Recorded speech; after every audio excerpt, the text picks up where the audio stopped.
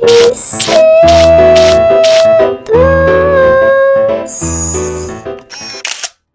Bonjour à tous. Il y a quelques années, j'ai entamé cette aventure.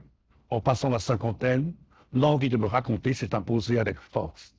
Je voulais donner une voix à l'enfant que j'étais, cet enfant qui a dû affronter une personne profondément toxique et qui a passé sa jeunesse à chercher les moyens de survivre et de se libérer.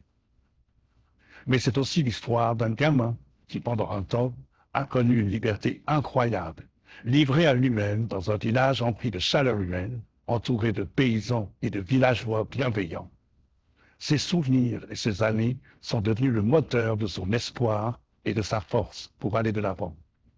Pour lancer ce projet, j'avais investi dans du matériel vidéo et audio, rêvant d'un film qui alternerait entre souvenirs d'enfance et moments de vie au village. Puis le temps a passé, le Covid est arrivé et j'ai dû admettre que je n'avais plus l'énergie pour mener ce projet comme je l'avais imaginé, jusqu'à ce que les intelligences artificielles génératives changent la donne. Aujourd'hui, on peut créer des vidéos à partir de simples textes. Et cette nouvelle possibilité m'a redonné une impulsion incroyable. En explorant ces outils, j'ai découvert que les IA avaient leur propre personnalité. Parfois, elles atteignent des sommets de créativité, comme faire atterrir un vaisseau spatial à la Riponne ou provoquer un crash en plein centre-ville de Lausanne. Mais elles se débrouillent moins bien avec certains détails. Elles insistent parfois pour ajouter une barre dans mon grand-père, ou confondent un bouvier bernois avec un bouvier à Pensérois. Et il leur arrive même de halluciner, créant des vaches à deux têtes ou des veaux sans tête. Ce retour virtuel au village de Sulan, recréé d'une manière un peu rêvée par la machine, est une façon unique de redonner vie à mes souvenirs.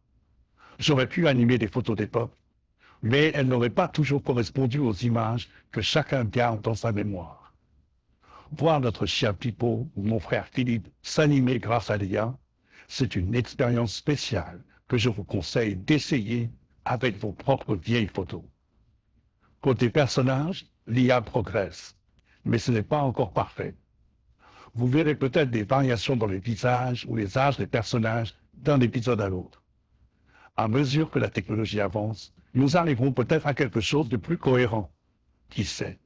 Enfin, si certains d'entre vous possèdent des photos du centre du village, la boulangerie, l'auberge, l'église, la laiterie, l'école, ce serait génial si vous pouviez m'en envoyer une copie numérique. Elles ne seront pas utilisées telles quelles, donc pas d'inquiétude pour les visages. Elles serviront juste de source d'inspiration pour l'IA afin de recréer au mieux l'atmosphère de notre village. À la vitesse où cette technologie évolue, il faudra peut-être tout recommencer d'ici peu. Mais en attendant, voici le premier épisode. Bon visionnage et merci de partager ce moment avec moi.